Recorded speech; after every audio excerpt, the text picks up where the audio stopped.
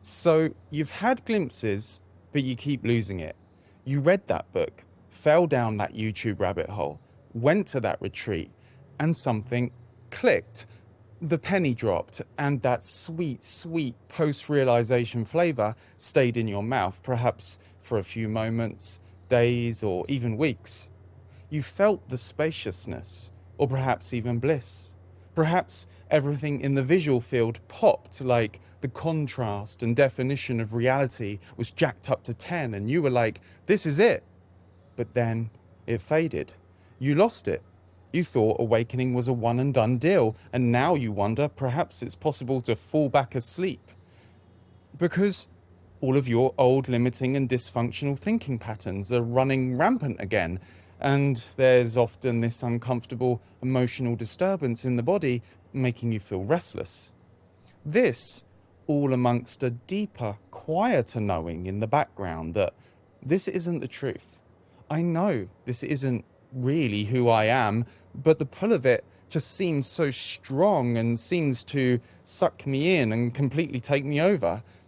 So, you seek to get the magic back, to stabilize in awareness, consciousness, your true nature, and let the peace and natural joy of your being permeate your whole experience.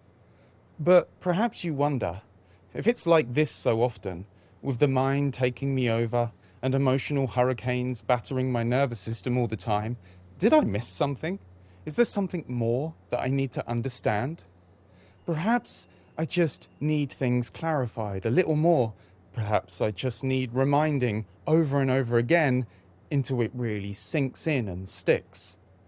But since then, I've been wholeheartedly devoted to my main guru, the YouTube algorithm, and awareness type non duality teachers don't seem to have the answer.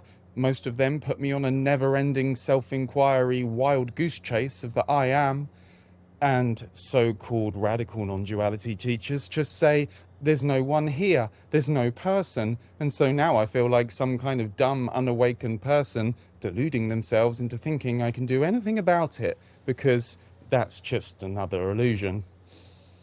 And I thought similar things at some point too. So I understand the confusion you might be feeling. And so I'm going to share with you what unlocked this for me and what will unlock this for you. This will transform your understanding of what it means to stabilize in self-realization and embody awakening and have the fruits of awakening: peace, happiness, emotional freedom, and effortless manifestation permeate and colorize your life. The first thing to do is to realize, whether it's fleeting glimpses or full-blown awakening, the momentum of your thinking, feeling, and behavior patterns has been going for ages. You've probably spent decades rehearsing and passionately practicing the role of being a separate, limited individual who's bound to the body and mind and imprisoned by your current circumstances. A single glimpse of our true nature as the awareness in which everything appears is not usually sufficient to end all these old habits in one swipe. In rare cases, we hear stories of people, gurus or sages, for which this recognition has put an end to all their old thinking, habits and feelings immediately. But even then, these are mind-blowing sounding stories. In reality, some conditioning of the person remains, and they still sometimes appear to have the same neuroses as any regular human being, or completely dysfunctional beliefs that they haven't yet seen through. One single clear seeing of your true nature can wipe a huge portion of the slate clean. It can have you drop years of beliefs and dysfunctional patterns in one go, and at the same time be coupled with a cathartic emotional blowout that returns your nervous system to equilibrium and has you feeling all floaty and dreamy for a while. But in many cases, we need to return to this recognition over and over again. Even though we recognize we are not ultimately that person, apparently returning to this recognition and waking back up to the I am, we understand that's how it appears. There's this appearance of a person awakening to its true nature as consciousness, but then falling back asleep again and waking back up. but it's not the real you. You are this awareness appearing as everything, and within this awareness appears the momentum of the old thoughts and feelings as invitations to step back into the personal realm and play that part of being the separate, limited individual and go on that ride. The invitations get triggered when you step out of the retreat or get off the meditation pillow and enter the world of life circumstances, of work, relationships, and dealing with people and your health and financial situation. It might seem like it's so powerful that it sucks you in, but only you, consciousness, are the real power and you are consenting to it.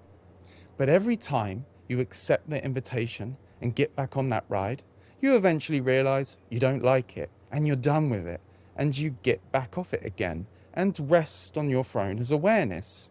You return to your true nature and begin turning down more and more of those invitations to get on the ride until you stop being sent the invitations altogether. You see, a single glimpse is not going to heal all of your stuck emotions, traumas, and limiting thought patterns and fearful behaviors all in one go. There's a kind of post-awakening process that happens in time. Call it integration, embodiment. It's the healing of our old emotional wounds and traumas. It's the rehabilitation of a nervous system and a body that spent decades in fear and contraction. It's the realignment of all of your fearful and unloving thinking and behavior back to love and the truth. We must remember, awakening, enlightenment, isn't a state. It's not an experience. Although the thing that seems to catch us is that glimpsing our true nature can be followed by a particular state or experience of peace, bliss, or oneness, or whatever else. But then we confuse that state or experience for our true nature itself, when it's not. It's the result of recognizing it and seeing through the mind identity. But then we keep remembering that state or experience and trying to get it back, rather than recognizing what produced it to begin with. The experience felt so exotic or intense, which seems so bright and alluring when compared to the simpleness of being this ordinary moment or whatever we're feeling. And so we overlook it, chasing memories of feelings or experiences instead of facing and welcoming and going deep into what's right here in front of us right now. There's still identification with an I who's trying to get it, a belief in being that individual. You see, so-called glimpses stay as glimpses when they are seen as a glimpse, i.e., an experience rather than the permanent and absolute truth. Remember, awakening isn't an experience. It's the falling away of the limiting beliefs and identity to reveal the obviousness of that absolute truth. You are not just a person. You are this infinite consciousness as which everything is appearing. Remember, the absolute truth is always the absolute truth. It's not dependent on any particular state of awakening or peace or feelings of bliss or a quiet mind. It's the absolute truth. Even if there's a character or a person who's apparently completely lost or confused, it's still the absolute truth. Even if it seems like you're a person who's completely lost the truth and lost the awakening, it's still the absolute awareness, consciousness, the real you appearing as that. And you're always here in the background. In fact, you might have noticed that. You may have noticed that prior to these revelations, when you were lost in a rage fit or a panic attack, you were completely consumed by it. It seems like you were it completely. But now, even amongst the most intense emotional disturbances and crazy thoughts, there's something in the background. Something that comes in soon after that says, I know this isn't real. I know there's something beyond this. Stay with that recognition. Keep one foot in the door, so to speak. Even if the light of your being seems to have been completely shut out and there's only menacing shadows around, keep one foot in the door so that the light continues to shine through by recognizing, I am not these thoughts and feelings. even if they seem extremely real and intense. Notice that what this apparent sense of being a separate, limited person is made out of is nothing more than thoughts and feelings. Actually investigate it in your own experience. Is there anything else to your experience of being this limited character made out of anything else but thoughts and physical sensations in the body? This isn't about seeing them as passing waves on the ocean or simply trying to meditate them out of existence.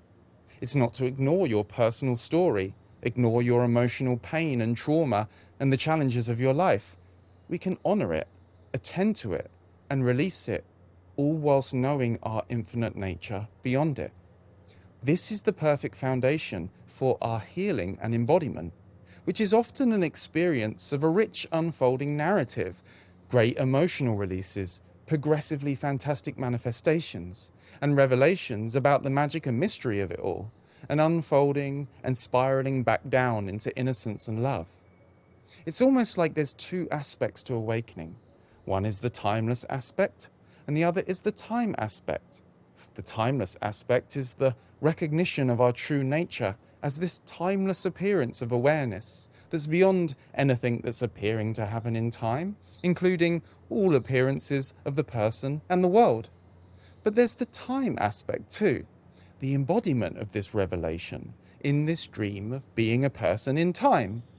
Even the most so-called radical non-duality teachers will admit to a period of time in which the conditioning and neuroses fell away, even if they say there was no one there doing it. The truth is, ultimately, there is no separate entity doing it. All there is the one consciousness expressing as this dream of being an apparent person in a world. But the dream is still vividly appearing, and you're still acting as this character in a world. So you can sit around trying to spiritually bypass all your dissatisfaction and neuroses by saying there's no me. But if you went into a car dealership and said, I want a car, and they said, there's no you to want the car, you'd probably think, well, this is a load of shit. I just want the car. You're allowed to want the car. You're allowed to wish for the car. And you're allowed to wish to feel generally peaceful, calm, optimistic, and in a mode of passionately creating new life experiences and serving others. It's not a trick of the illusion. It's a natural impulse to embody your awakening. You see that you are that peace on the fundamental level. So you wish for peace in your life, in how you feel, in how you treat others, and others treat you. You see that you are love on the fundamental level. And so you want to shine the light on all those old patterns in the body and mind that aren't representative of the love that you really are.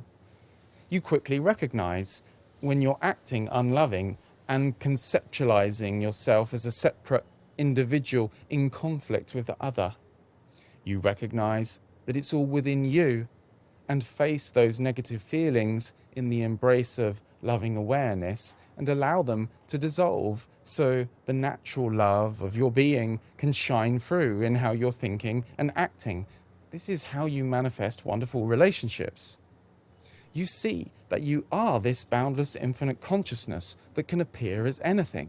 So you wish to express that in the world by acting as limitless as possible and using your divine imagination to dream up incredible new manifestations that previously seemed impossible, releasing any self-doubt and limiting emotions along the way to its creation.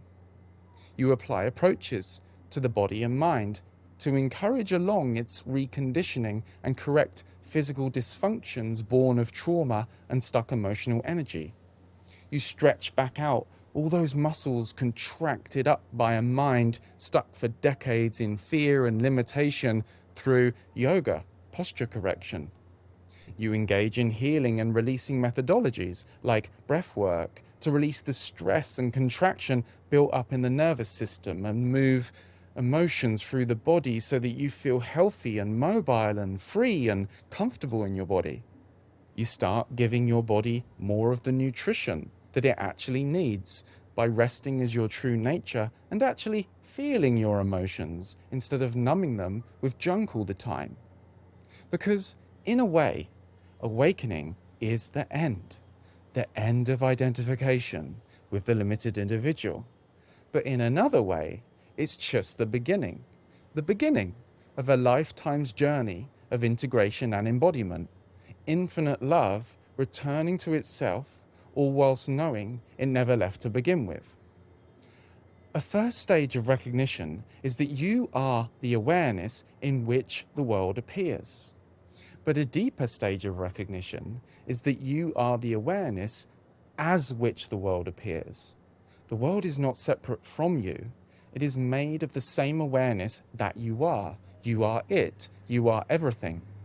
There is no separation, no duality, only the pure undivided awareness that is the source and substance of all existence. And within this appears the beautiful story of a person awakening to their true nature as this infinite consciousness, progressively sinking deeper into this revelation and embodying it in their life to become a powerful conscious creator. For one-on-one coaching inquiries, go to speaktoalex.com, and it's only for those serious about investing in support and transformation. See you in the next video. Peace.